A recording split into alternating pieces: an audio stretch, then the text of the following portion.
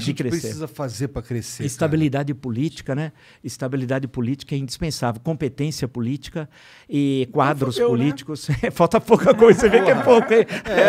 Eu tava pensando que tu ia me dar uma resposta, investir aqui, investir ali. Mas não é muito mais complicado. Né? Aí vem o sujeito que não tem o que falar, o político de profissão, porque uma coisa é político, outra coisa é homem público.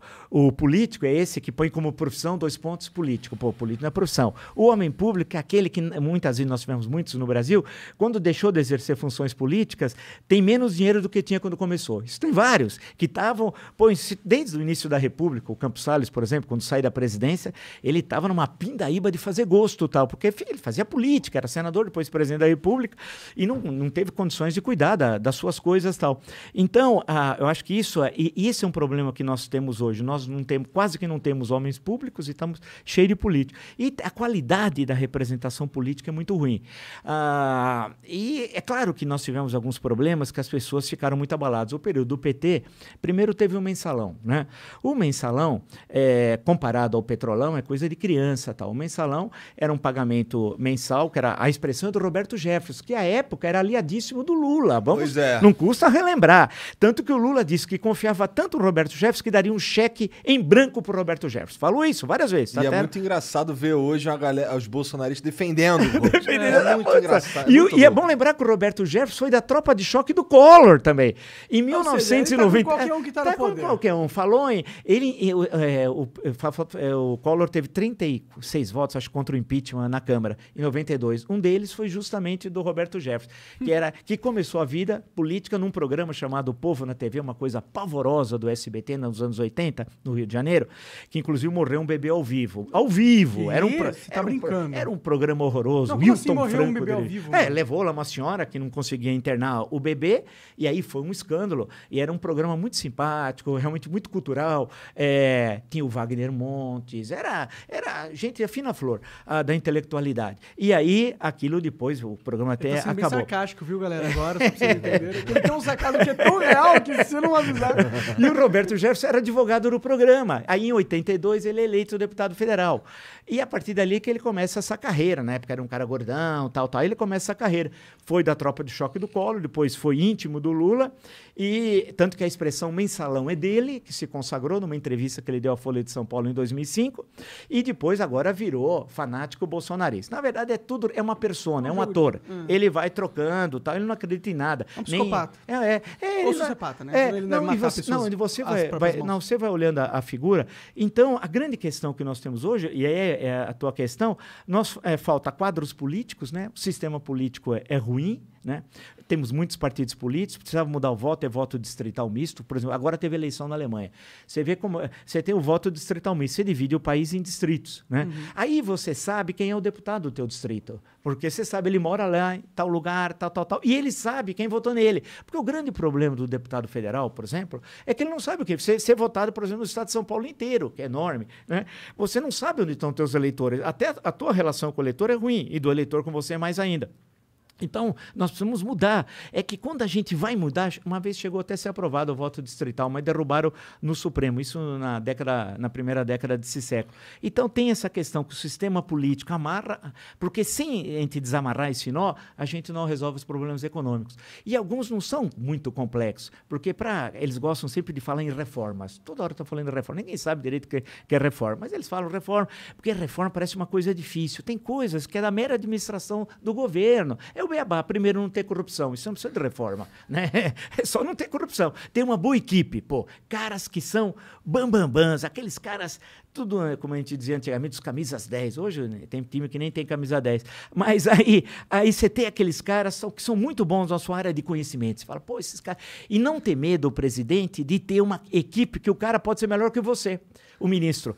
Porque a grande questão que esses caras têm é que o ministro se destaca e aí foge da sua liderança política. Aqui em São Paulo, Montoro, em 1983, nomeou um secretariado que muitos secretários eram, assim, de formação melhor que ele, né? né? Ele montou um secretariado que era um ministério. Se você for ver os que vão se destacar depois no governo federal, quase todos vieram do governo.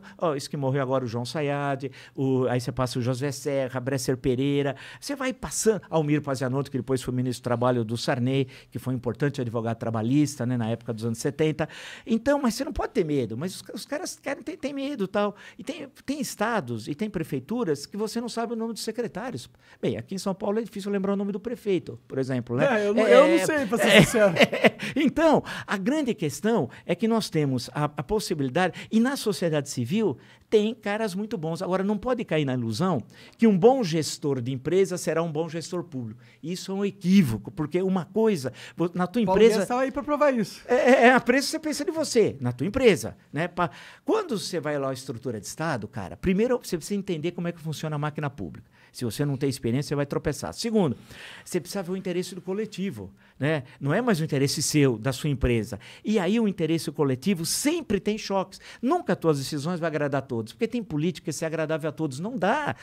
Você agrada uma parte e desagrada a outra. A democracia, sim, é a convivência dos contrários no interior do sistema democrático e tal. Então, o que falta é partidos mesmo, não o que nós temos que não são partidos, né? São gangues, né? São gangues. Algumas, o cara é dono do partido. Muitos políticos já me relataram, o sujeito chega e fala assim, olha, quanto você quer para ir para lá? Quanto você quer? Funciona dessa forma. E sem contar que eles também não têm... É difícil... A maioria dos partidos você não sabe exatamente o que eles defendem. Exato, são Eles partidos... não não tem diferença um do outro. Não tem diferença. Não tem ideologia. Então, você pega certos países, você tem 7, 8 partidos. Tudo bem, 7, 8, 6, 7, com representação. Aí você sabe. Porque em certa época do Brasil, nos anos da chamada República Populista, né, entre 1945 e 1964, tinham 3 partidos que ficaram célebres à época. E eram partidos nesse sentido, ideológico, você sabia quem era quem.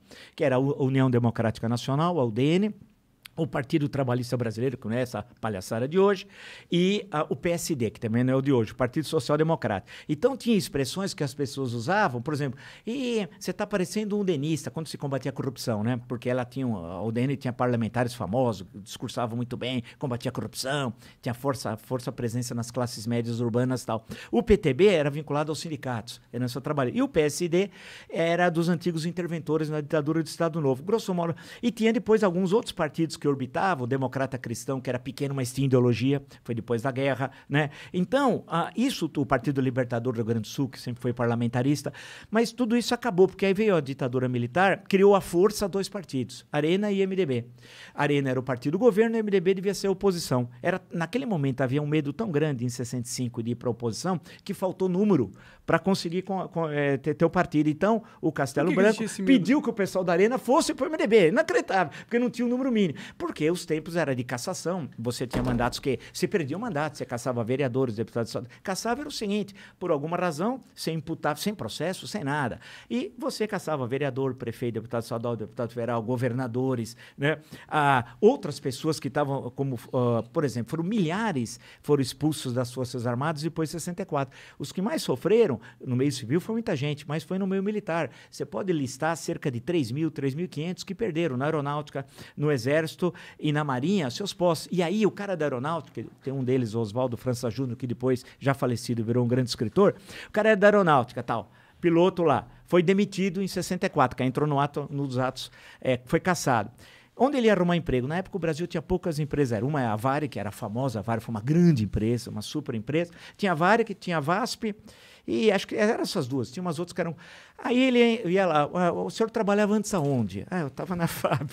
Eles me caçaram. Você acha que os caras diziam, nada, você não tinha onde trabalhar, cara. Você pegava caras super qualificados, aí tinha que se virar. E o cara se virava corretor, outro não sei o que, pau.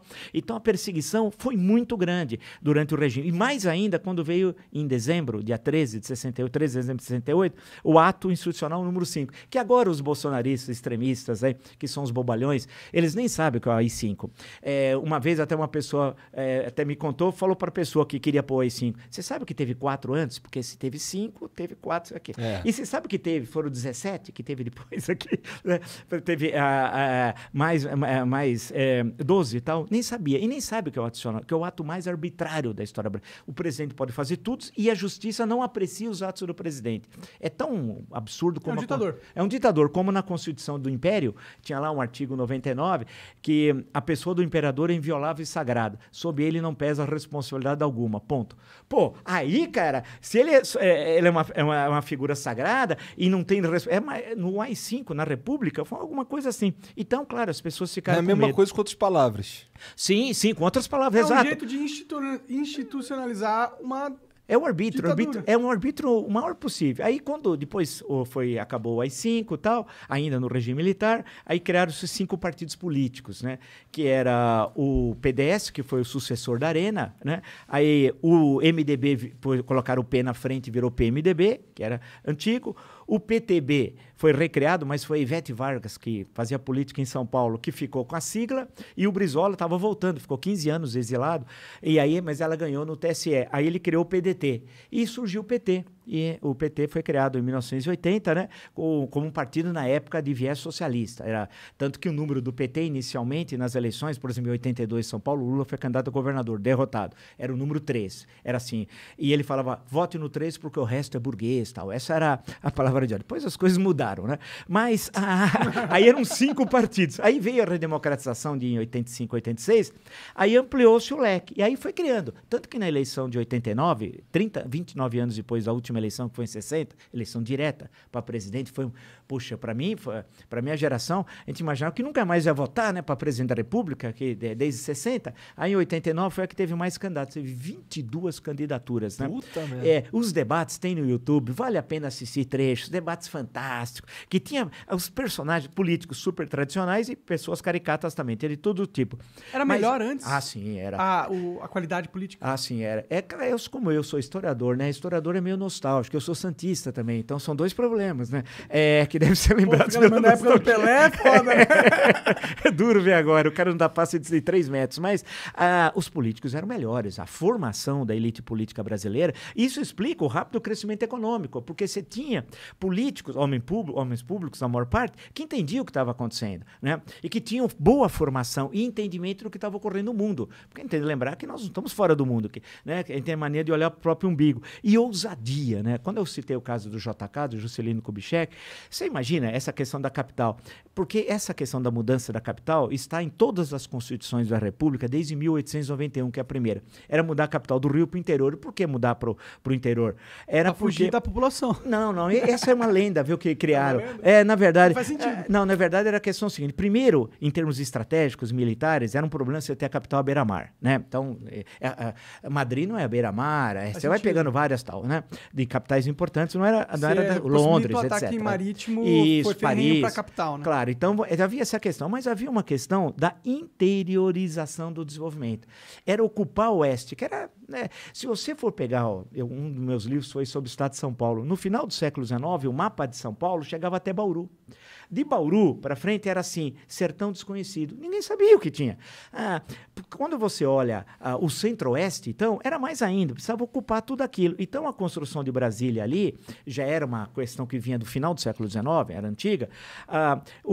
Ele cumpre a promessa das constituições. E era essa questão de interiorizar o desenvolvimento. Dessa forma, você construiu estradas Belém-Brasília, né? Fazia toda essa vinculação do litoral com o interior, levar o desenvolvimento econômico para o interior, ocupar o interior, que também tem a questão estratégica militar, que o Brasil tinha problemas em relação à sua ocupação, e a questão do progresso. O Brasil crescia para diabo. Porque o otimismo não é aquele otimismo babaca, né? Não, era otimismo real, porque o país crescia e precisava ocupar seu território. Vamos se preparar para um futuro próximo que está vindo aí.